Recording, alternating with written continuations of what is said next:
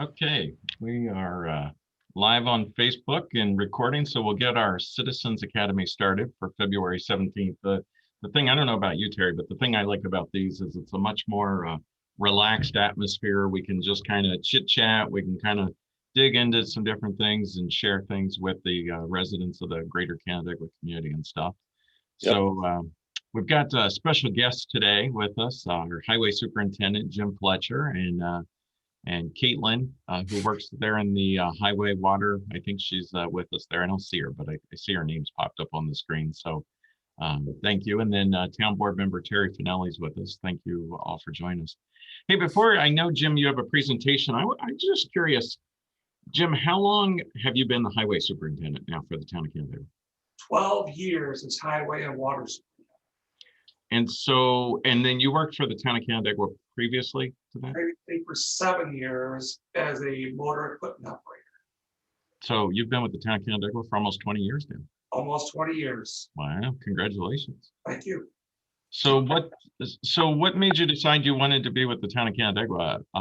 Did you, like, when you were a little boy, did you have like Tonka trucks and decide you wanted to like... Actually, the true story, in the wintertime, I would take my Tonka truck loader on my hands and knees and crawl around my yard to make roads and haul the snow away and dump it in different places. I know it's kind of scary, but I would spend hours out there doing that. Sounds like you're born to it, Jim. So. Possibly, Terry. It does. And then the leadership part has always been someone I wanted to be prior to come to the town. I worked for myself and others in construction, but I was also a volunteer firefighter at Clifton Springs for many years and was fire chief for many years. So taking a leadership role and working for my community has always been important. Is there one particular like experience that you had that you think has helped prepare you for being highway superintendent? Yeah, we were building a sewer plant in the village of Penn Yan, and I got a real taste of municipal work on trying to construct a large sewer pump station for the village, and took many years to get done. I just liked it. That's cool. Is there, what would you say is one of the things that you enjoy the most? What's one of the greatest things about your position that you feel?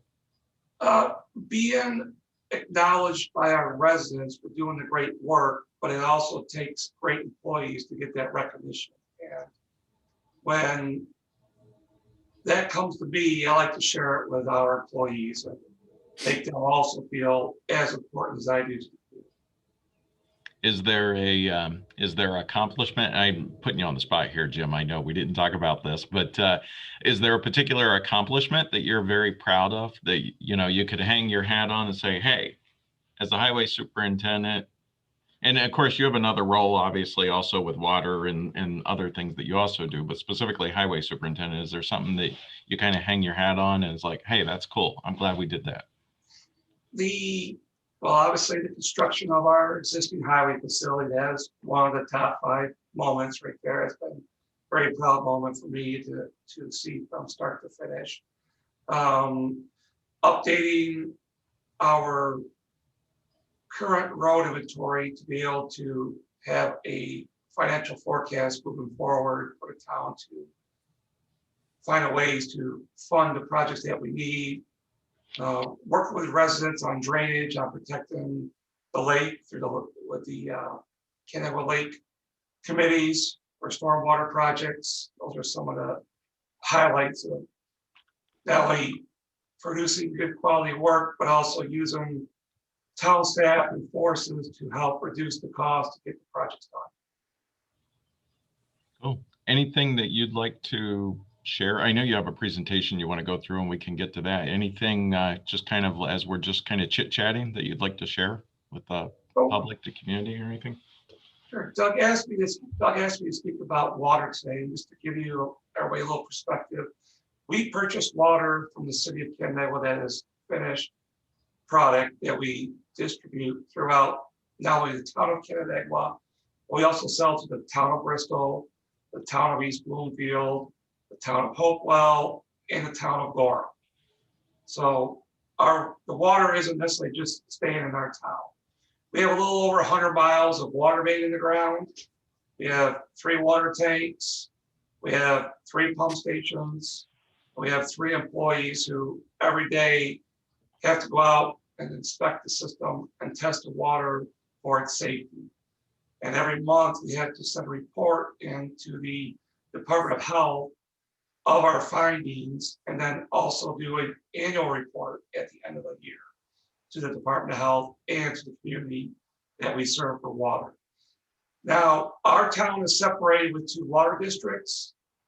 There's the Canberra Farmington Water District, which is north of County Road 28. And so you will see a different company or representative serve you in those areas. And we are south of County Road 28. So that gives you an idea of the area that we cover for the town of Canberra. You know, you mentioned what 100 million gallons of water, and I think about all the miles of water line that's in the ground that the town of Canandaigua Water Department is responsible for, the parent district, Canandaigua Consolidated. And you specifically mentioned 3 employees, and I realize that we're pretty lean, but I can only imagine that the average person in the community probably thinks we have a lot more staff than that's doing all of this. And you know, we do try to operate pretty leanly if at all possible. So. We do, and then at times when we need additional staff, we lean on the highway department to come help us with employees and equipment. We get a lot of questions too about, especially in the last couple of weeks as we've been talking to the community about some possible land purchases. We get a lot of questions about shared services and how we interact with other municipalities. And you mentioned a couple there, but could you maybe just touch on that a little bit in terms of the water side of the things and how we do that? I mean, I know we do it in all the various departments, but specifically water. Absolutely. So a recent shared service was our water main is a little odd size in places, and we have to get an oversized plan.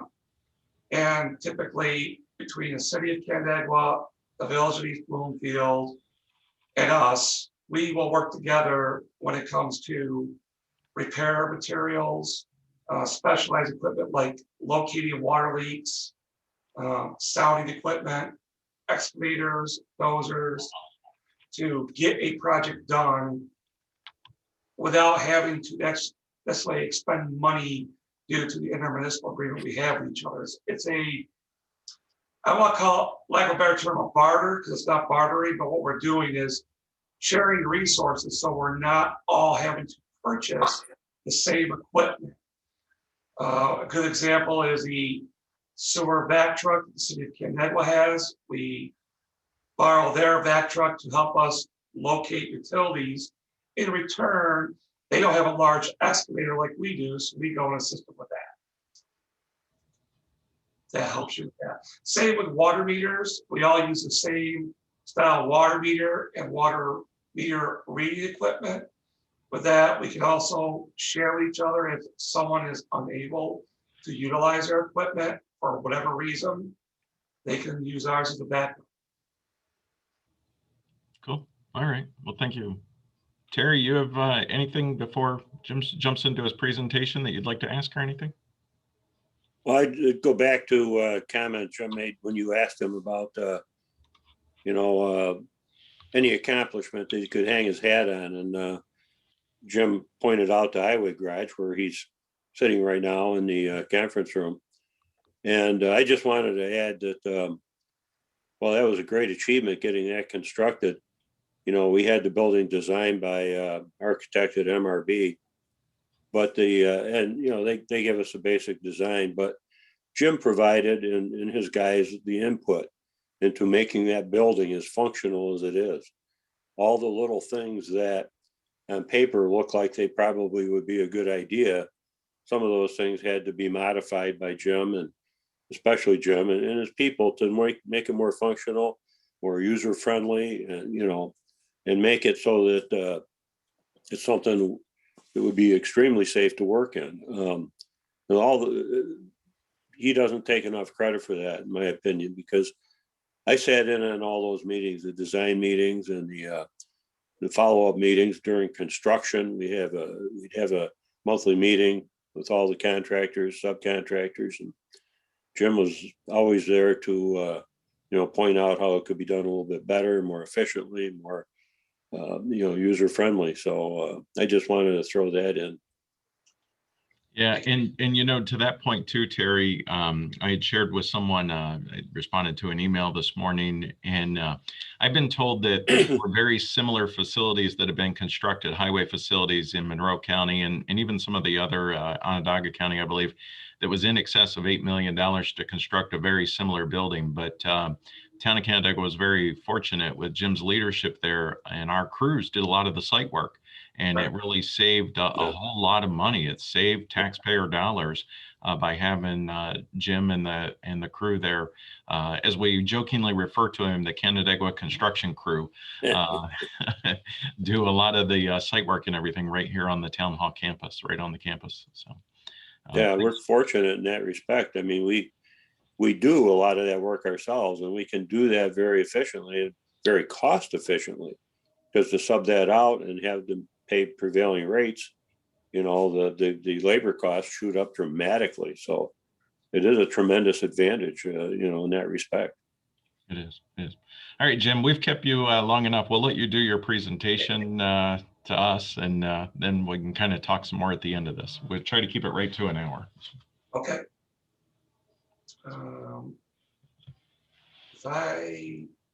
Can you guys see this or not? No. Not yet. 1 second. I want to share screen. Okay. Share. And there you go. So 1 second. There we go. Okay. Thank you. So a little prelude to before the slideshow starts. 27 years ago, on the second pump station that the town of Canandaigua created on West Street, the pump station there currently now has reached the end of its useful life. And we have been experiencing the past 4 years drought-like conditions. And with that, the growth of the town and the lack of capacity from the existing pump station is where we are today with the construction of the new $7.5 million pump facility and 2 new tanks to bring the town of Canandaigua, somewhere into 2060 before we have to think about doing a project like this again. So currently, we are constructing a 16-inch transmission main, a pump station building, and 2 new tanks that are going up as we speak. This first slide is north of Laura Lane, where we installed a 16-inch water main up to Middle Cheshire Road. Going back to what Terry and Doug were saying about the town construction crew and doing a lot of work ourselves, this is the town of Canandaigua doing the work ourselves for this project.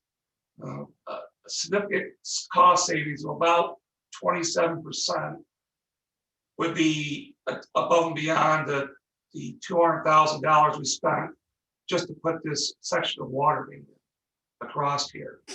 So this starts down by the city of Canandaigua water treatment plant and goes up to Middle Cheshire Road up here. It's a 60-inch plastic water main. This here is the location of our new pump station. The reservoirs you see here are the city of Canandaigua. They store 11 million gallons of water on site that goes out to everybody, 8 different towns, a city, and 3 villages. That's who they supply. What you see here is the excavation for the footers for the new pump station. Here's an aerial view. The small looking swimming pool that you see there with water in it inside the footers where the concrete's will be poured, this area here, That is where the actual pumps will be installed here shortly. There are a 15-inch stainless steel tube that's 8 feet into the ground that the pumps will sit on.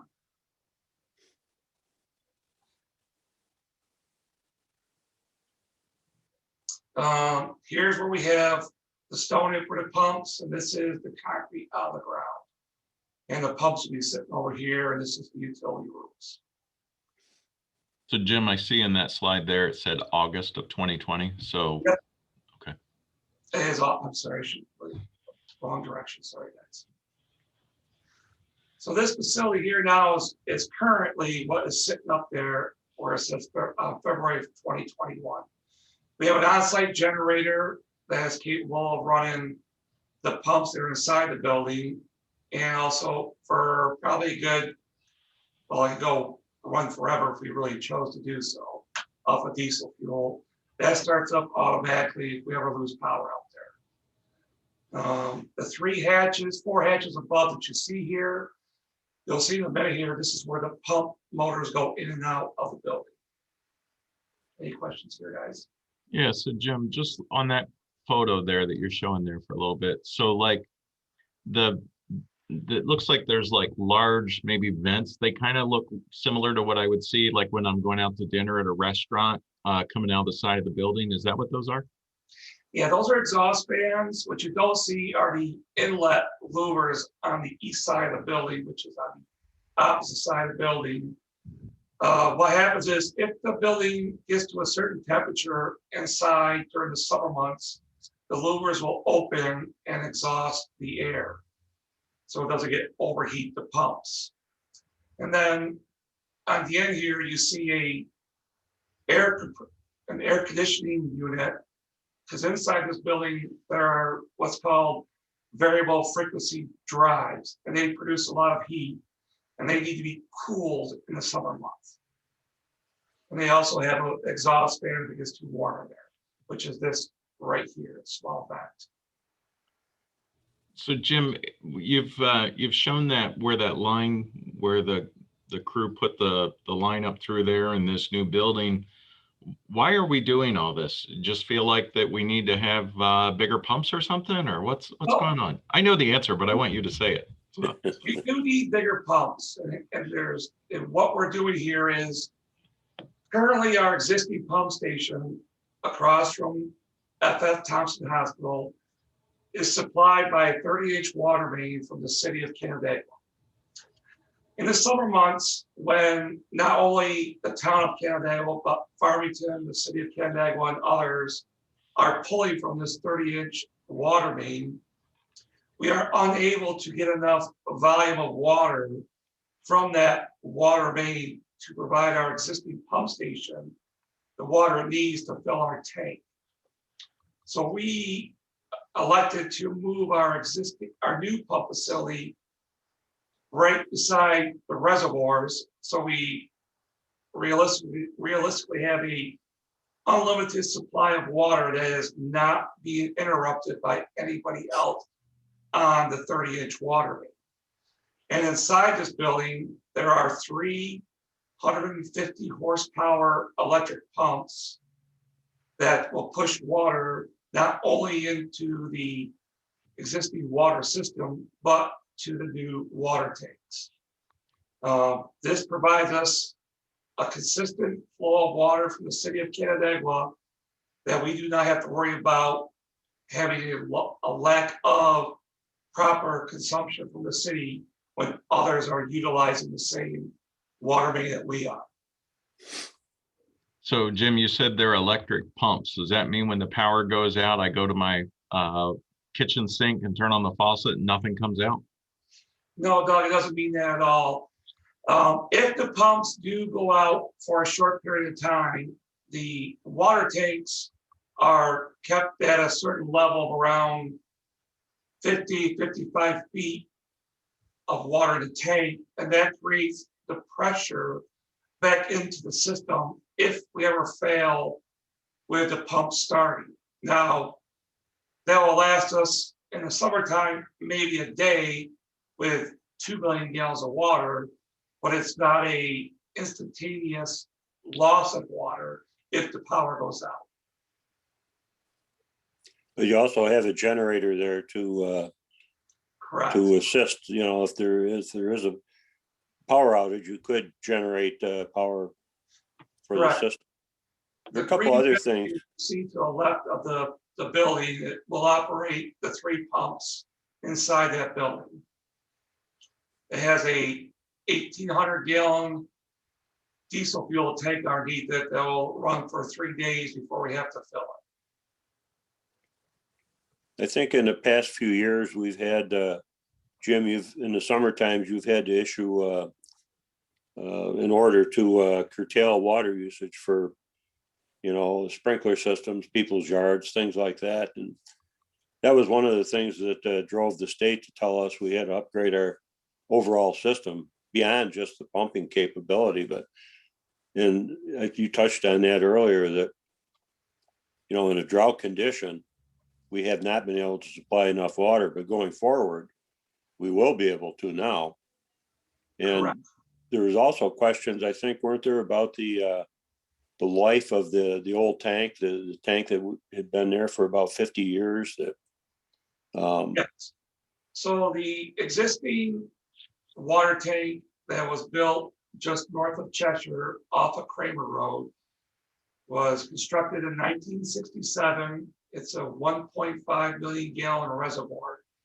And at that time, it was built to supply water throughout the town, particularly going north because Farmington was looking for water, quite a bit of water at that time also.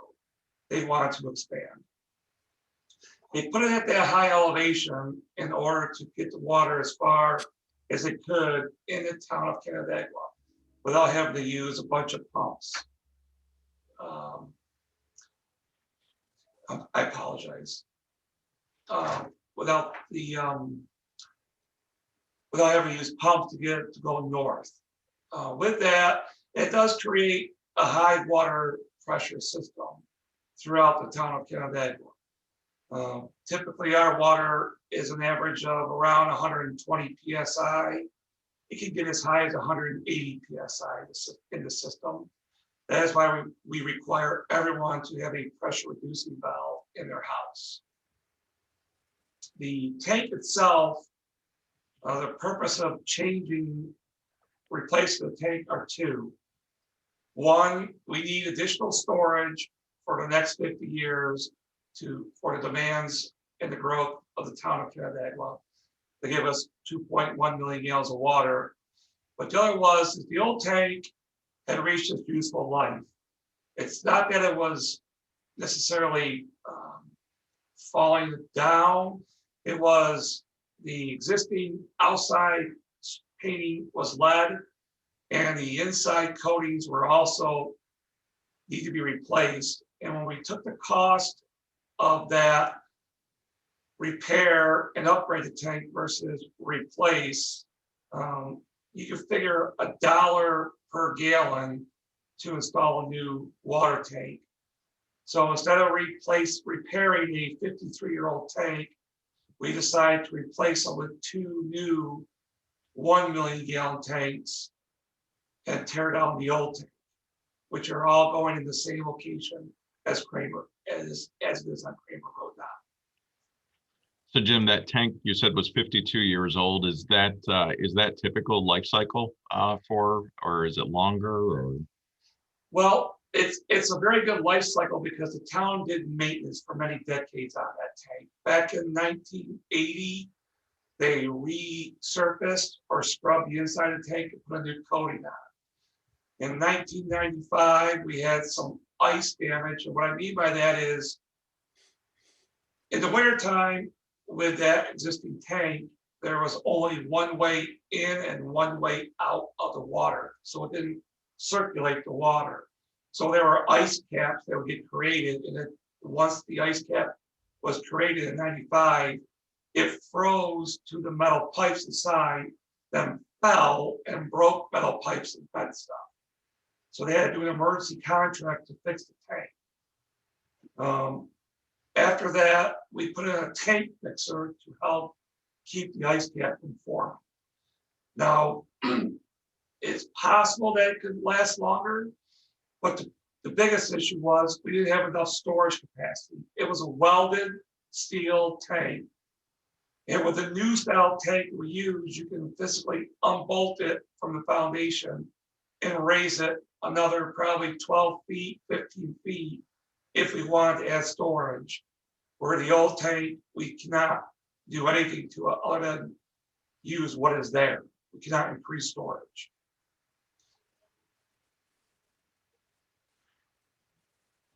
I'll go to the next slide.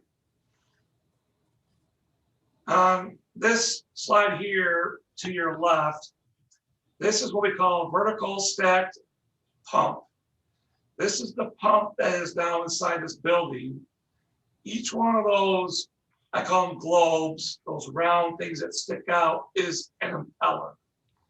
The water is sucked up from the bottom of the impeller here, and each one of these is a stage. So it starts out at say 30, 60 to 120 PSI.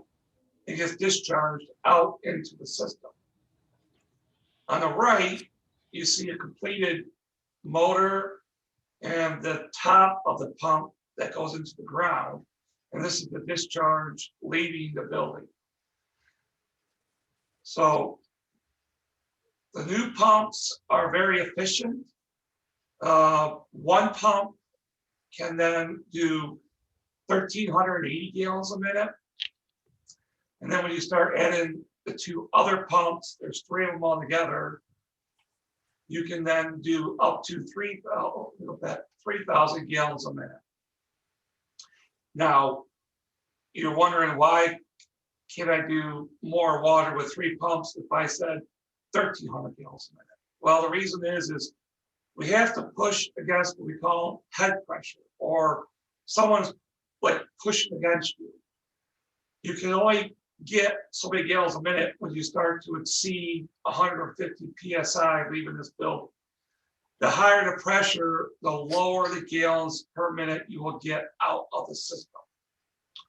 So even though we have three pumps there, 3,000 gallons a minute will not only exceed what our system needs, but it'll also fill our tank much faster when we have high demands. And the pumps work in sequence. When one pump notices that it's not maintaining enough flow, the next pump will turn on. And if that can't keep up, the next pump will turn on. A lot of our system is automated with a lot of alarms. So whenever we have an issue somewhere in the system, we get notified, whether it's pressure, gallons per minute, chlorine, lack of power, reverse flow, things of that issues that go on in the system. We are not just me, but 4 other people are notified. So we have a fair amount of redundancy in the system. When something goes wrong, we can try and isolate as quickly as possible.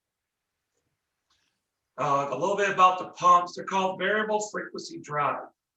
What that means is they don't need to run 100% of the time to get the most gallons per minute out of it. It will operate on the energy it only needs to maintain system pressure and fill in the tanks.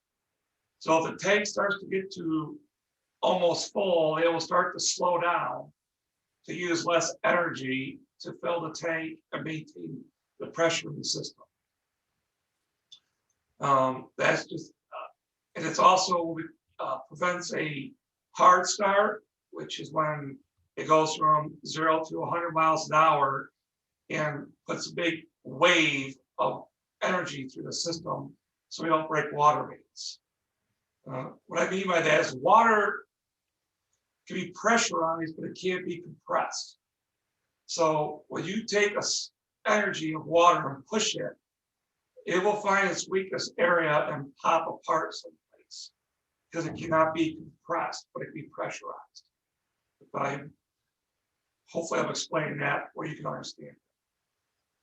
Hey, Jim, the photo here you're saying on the right-hand side, one of 3 new pumps after installation. On the left-hand side, we see one of the pumps going in, and I think on the previous photo there were 4 hatches. Why are there 4 hatches if there's 3 pumps? The town was looking for the future. So this pump station was fitted for the piping and for the bowl that this pump here will sit in for the future. If the town needs a 4th pump, everything is there with the exception of this pump. So we can just open up the hatch, put a new pump and motor in, connect the pipes, and we would have another pump for the future. This way here, we're not expanding the building and adding another building.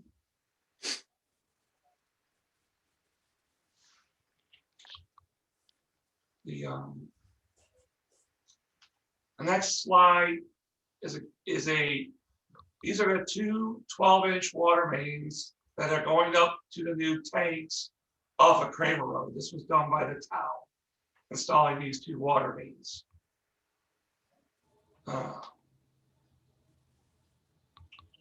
So why 2? Why? Can you just touch on that? Why do you have 2 next to each Yeah. other? 2, because we have 2 tanks. And the reason why there's 2 tanks, we have redundancy. In the event, if something were to happen to one of the tanks, I hate to say it, like someone may have shot it while they're hunting deer, someone may have gained access to it and potentially caused harm or damage to the tank physically, or like a terrorist act, we have a 2nd tank to work off of. And then the other reason is we have each 12-inch line feeds both tanks going in, it'll discharge both water coming out, which will provide a greater volume of water to provide water to our system in demand during a great demand, like fire flows, dry summers, water main breaks, so that we can get the water into the system and maintain the pressure. We can discharge about just under 5,000 gallons a minute out of these 2 12-inch water mains into the system.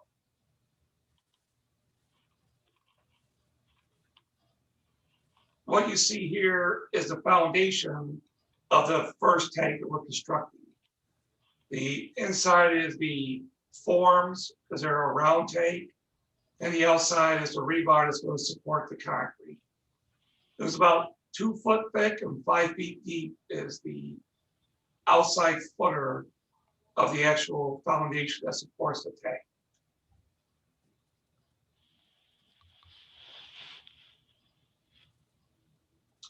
Here is what the poured concrete looks like that will support the new tank. As you can see here, you see the existing tank now. All this rebar here is going to tie into a big steel ring that the new tank will mount onto. These 2 areas here, this is the inlet of the water, this is the discharge of the water. And what this does is allows this to circulate the water in the tank. So it helps it from freezing, and it also helps it in the summertime, we call stratification. What I mean by that is there won't be different levels of temperature in the tank. So the bottom goes out first, the top goes out last. It's always circulating the water around. So you get a cleaner, newer water into the system.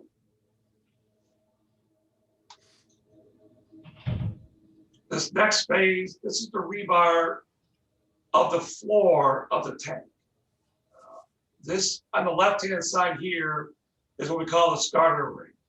This is just about 3/4 of an inch thick piece of steel, glass lined on the side.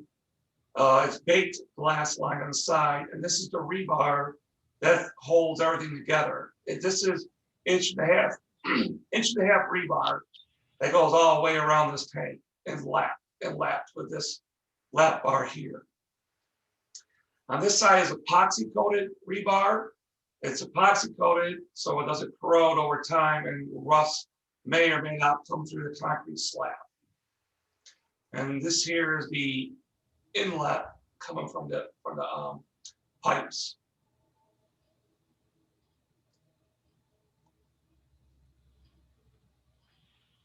Here we have concrete being placed. We call it wedding cake style.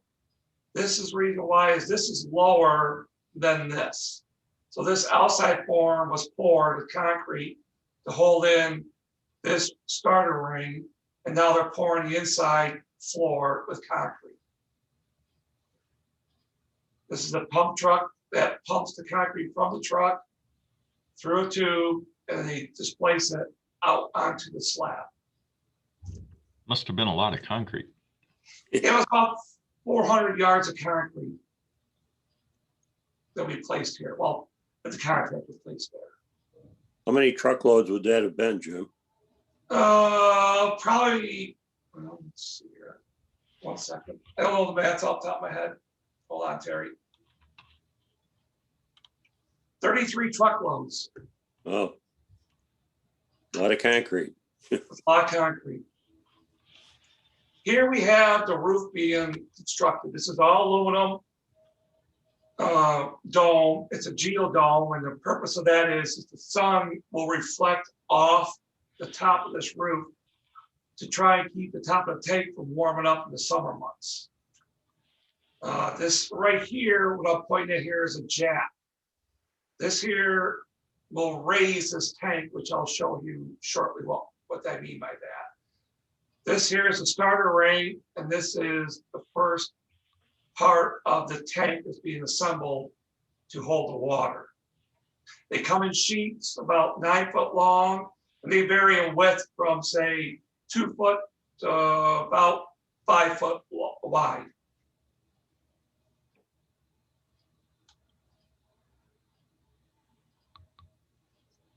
This here, each one of these is around 5 foot tall, so we're about a third of the way right now.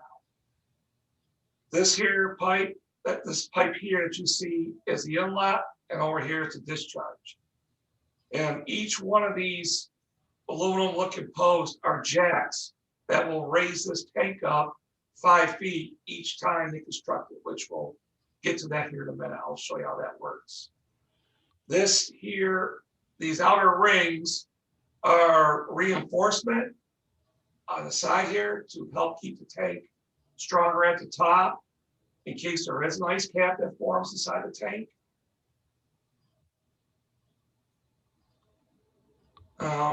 This is the jacks at the bottom.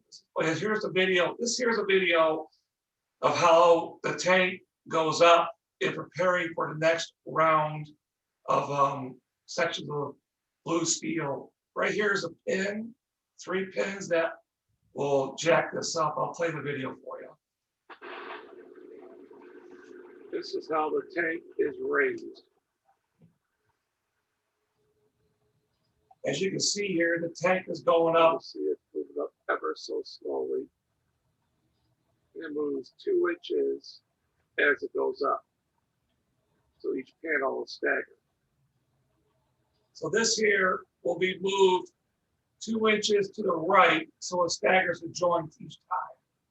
That's what I'm showing here. And why is that important, Jim? Okay. Well, you don't want all your joints lined up to make the structure weak. So you want to stagger your joints. What you see here are PTO shafts that are driving a gear like a screw inside this jack. PTO shafts driven by a gearbox that are connected to jacks that raise the tank.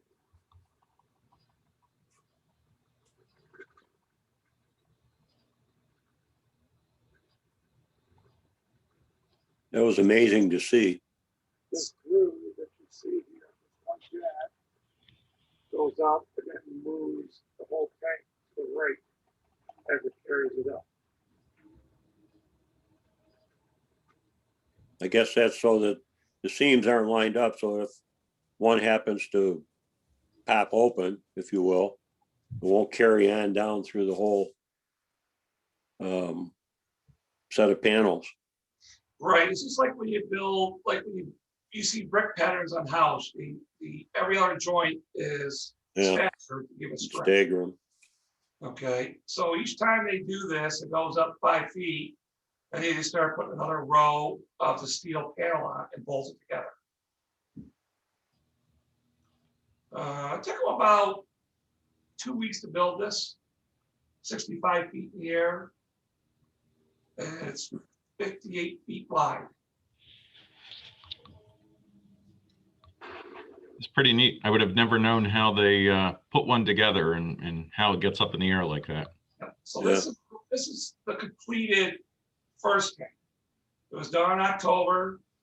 We started putting water in it in January, and it's currently being used at this time.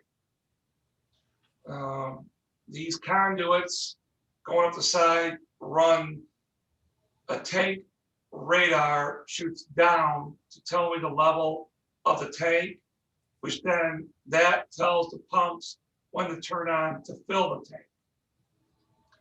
There's also inside here a tank mixer. And in the summertime, we will turn that on.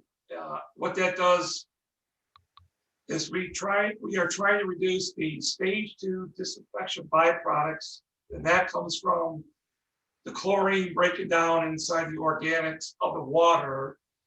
We try to eliminate as much of that as possible before we send it out to the residents for drinking water. It's a requirement from the EPA that started, 6 years now we've been doing it. It's potentially a carcinogen of a byproduct of chlorine, and it creates bubbles. The bubbles go to the top, they break, and the fan evacuates whatever pops out of that bubble. That's the short way of trying to explain how that works.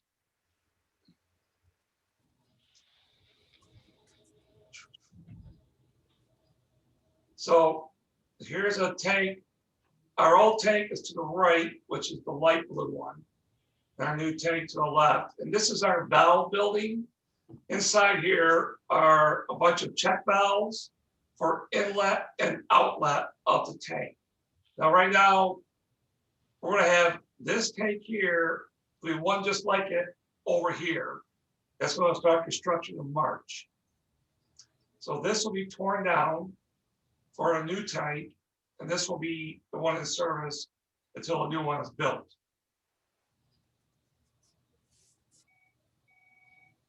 And this is front view, but you can see the difference in elevation, 65 feet, 35 feet. And this is what it looked like this morning. So yesterday, Sessler Construction, they're the contractor who came and started removing the old tank. What they're doing here is they removed this area here and these 3 8-inch steel poles that are holding up the roof right now. They're going to tie a cable around them, pull them out, and this here will then fall to the south and down. And then they'll start cutting up the roof. All this is being hauled out by tractor trailers and being taken to Auburn to a scrap metal facility for recycling.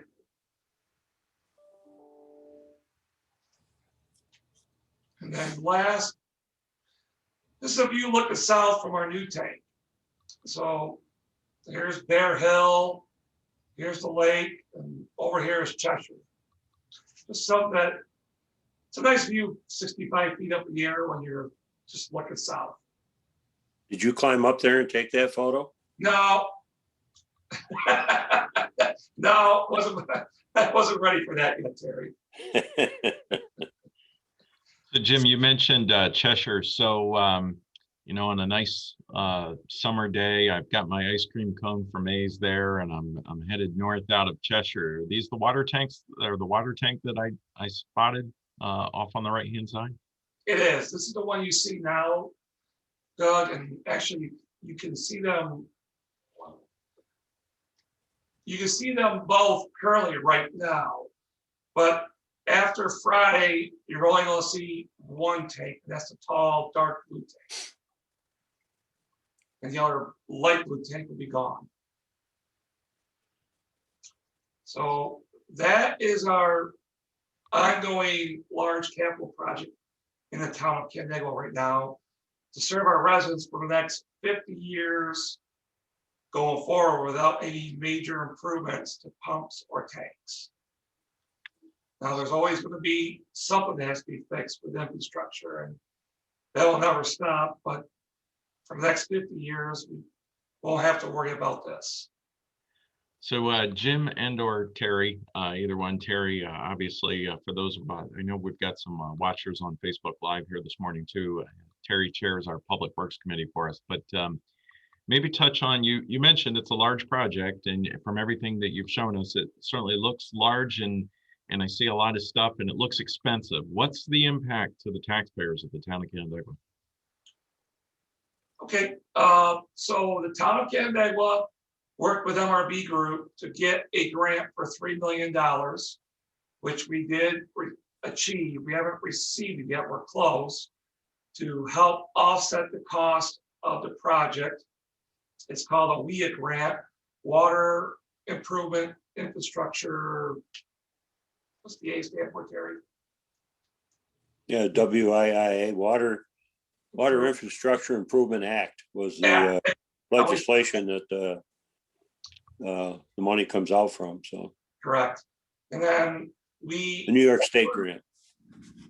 And then the rest of the funds, it only applies to people who receive water from the town of Canandaigua. This is not a town-wide tax, it's only for the water users.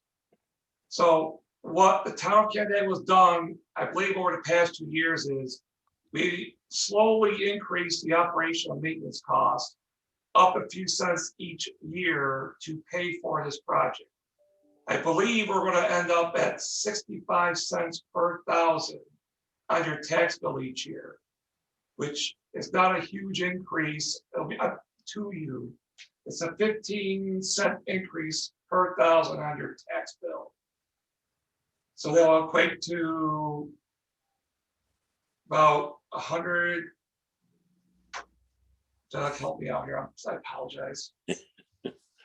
Well, the average home in the town of Canandaigua was assessed at 300,000. So, you know, but as you said, that's been phased in over multiple years. So let's just be clear: the residents are not going to see a 15%. The residents that get water from the town of Canandaigua are not going to see a 15-cent increase.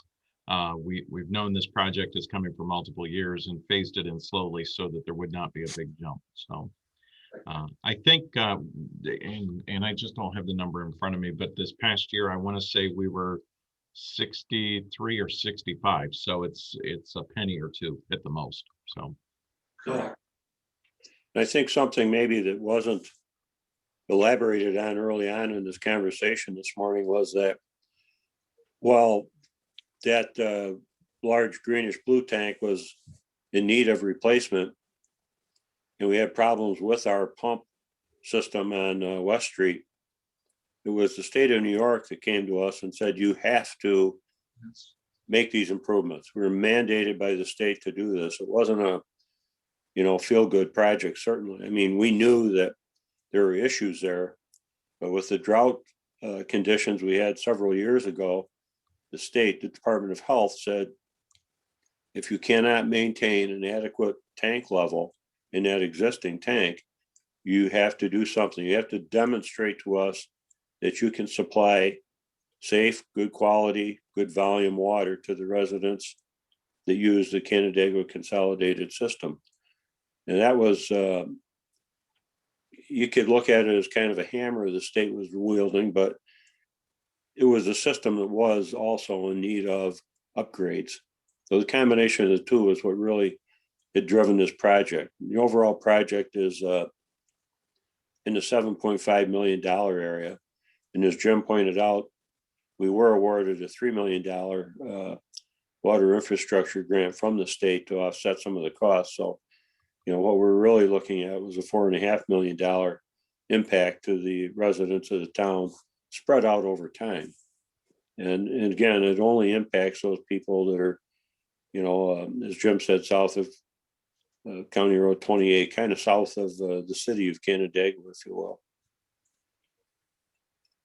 So, Jim, I don't know if you by any chance have a map or not of Canandaigua Consolidated, but can we just touch on that for a second? So it's basically, it's 5 and 20 south on the west side for that district. And then I believe it is County Road 10 and south on the east side of the lake, right? Is Canandaigua Consolidated?